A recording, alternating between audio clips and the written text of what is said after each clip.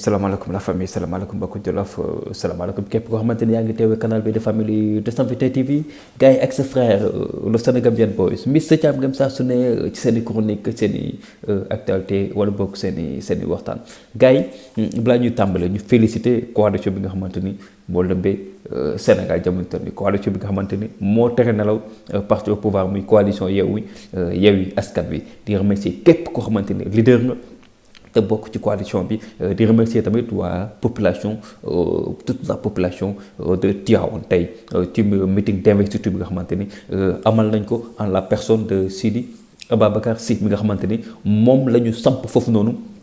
pour mu teewal fa coalition bi nga xamante ni mooy coalition Yewwi Askan Wi di ko féliciter bu baax di encourager encore gars yi di leen wax taxawaay bi tey amati na solo amati na doole mais gars yi dañuy ñëw tey ci image du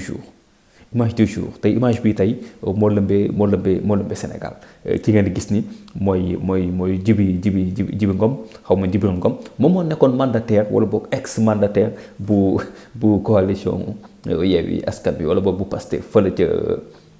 fële ca Matam à un certain moment donné wala boog bi ñu demee ba fàttali bu ndaw rek bi ñu demee ba nga xamante ni ñu ngi ci dernier jour yi pour dépôt liste candidat yi war a jongante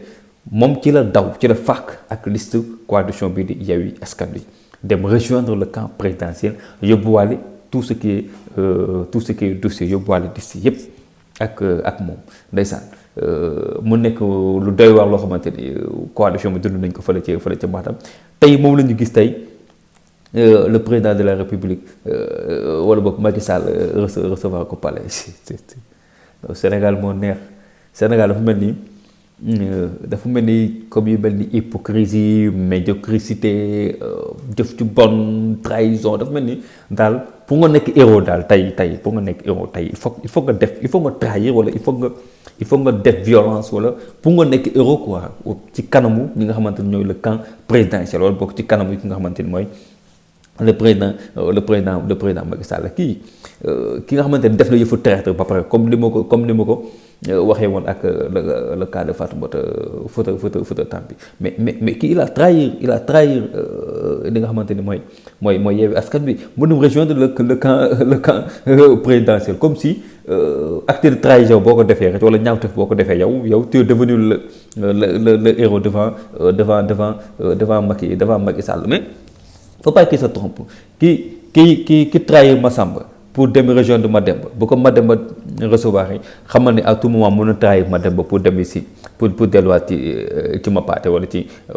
keneen lii moo tax ñu ne politique u Sénégal dafa salte lii moo tax politiciens wu Sénégal yi ñoo leen di taxé lu nekk lii rek façon yu mel ni jëf yu ñaaw yi moo tax ñu leen di taxé chaque jour ñu leen di taxé de traître ñu leen di saaga ñu leen di façon xas bu ñaaw ba ne ñu koy teg seen parce que façon nit yi ñoo tax et puis bu fekkante ni ñoo danga koy def sax après nit ñi ŋàññi la nit ñi blâmer la wala ñi la war a corriger la mais non yow danga koy def ba après yow tu es le héros numéro 1 comme si que léegi jëf ju bon la ñuy cautionner quoi la ñuy promouvoir quoi comme si pour être héros il suffit que nga trahir wala il suffit que nga def acte de violence wala ni nu mel pour nga nekk héros Macky Sall bu nekkoon président bu sérieux président bu nit ñi nawloo nga foog ni dina recevoir kii xam nga lii moo tax ñu ni il faudra que ñu indi changement il faut du sang neuf pour Sénégal mën a rajeunir il faut du sang neuf pour le champ politique sénégalais mën a rajeunir mën a di daw ànd ak cadence bi nga xamante ni moom la adduna bi di dawee en terme de politique et pour cela je pense bien que ku ci mel ni président Ousmane Sonko il a déjà tracé le chemin coalition bi nga xamante ni mooy coalition Yewwi Askan Wi tamit ils sont là ñu ngi nii di jox exemple léegi nag li ci des mooy ne Sénégalais yi xippi ne Sénégalais yi yeew loolu moo ci des ne Sénégalais ubbi seen i bët ne Sénégalais yi yeew fu mu nekk nii politique politicienne moom on en a marre on en a assez politique politicienne moom pour man dafa war a jeex tak Sénégal fu mu nekk nii kuñ ci naxte pour man politiciens yi bu ñu jàkkaarloo yow di la wax waxu kasaw nga leen di déglu wala ñu nax la ci loolu yow la neex parce que je pense bien que monsieur le président Ousmane Sonko moom il a donné l'exemple moom c'est ce type de leader qu'on a besoin c'est ce type de leader qu'on a besoin ku mel ni Ousmane Sonko lañu soxla jàpp lañu toll nii moo bokk ak génération ni jeunes di xalaatee noonu lay xalaatee ce qu'on attend des leaders d'aujourd'hui mi ngi fees ci moom dell kon ne Sénégalais ubbi seen i bët ne Sénégalais ubbi seen i bët xam ne carrément on a l'homme qu'il nous faut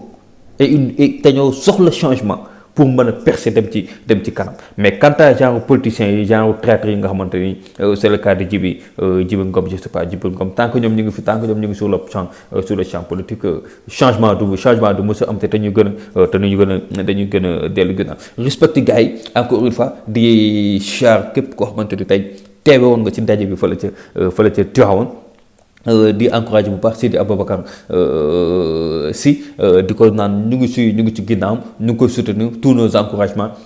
à lui, tous nos encouragements à Yewwi Askan Wi gars yi affaire bi patriote yi la te yéen xam ngeen si dara ndax vous êtes des patriotes la famille respecte.